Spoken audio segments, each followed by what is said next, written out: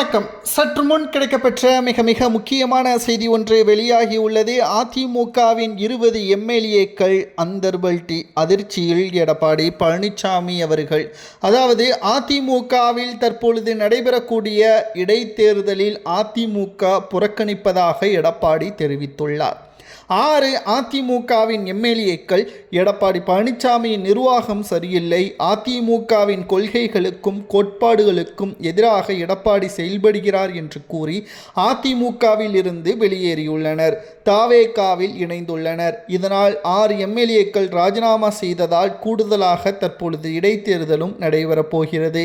ஏற்கனவே 11 தேர்தல்களில் தோல்வியடைந்த எடப்பாடி பழனிசாமி அவர்கள் மீண்டும் இந்த இடைத்தேர்தலில் போட்டியிட்டால் தோல்வி அடைவோம் என்ற அச்சத்தின் காரணமாக எடப்பாடி பழனிசாமி அவர்கள் இந்த இடைத்தேர்தலை புறக்கணிக்க முடிவுகளை மேற்கொண்டுள்ளார். ஆனால் இதனால் அதிமுக மீண்டும் ஒரு பெரிய இழப்பை தான் சந்திக்கும். நாம் அதிமுகவின் எம்எல்ஏக்கள் வேட்பாளர்கள் வெற்றியடைந்தவர்கள் ராஜினாமா செய்த தொகுதிகளில்தான் மீண்டும் போட்டியிடுகிறோம்.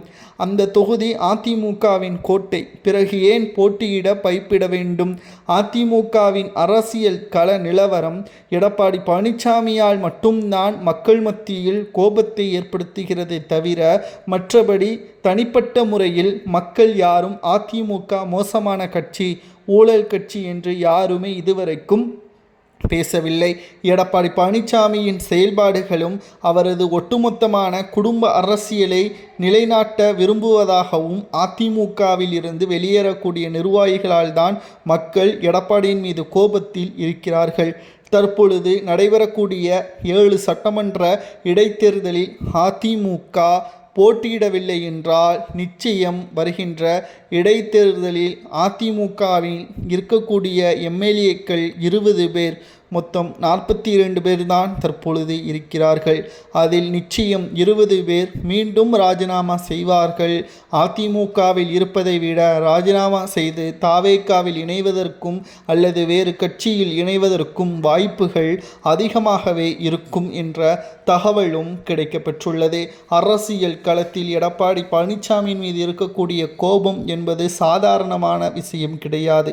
மக்கள் புறக்கணிக்கப்பட்ட போதும் கூட நிர்வாகிகளும் மாஜி அமைச்சர்களும் எடப்பாடியை முதல்வராக பொறுப்பேற்று அழகு பார்த்தார்கள், முதலமைச்சராக பொறுப்பேற்று அழகு பார்த்தார்கள், தற்பொழுது பொதுச்செயலாளராக அழகு பார்த்தார்கள்.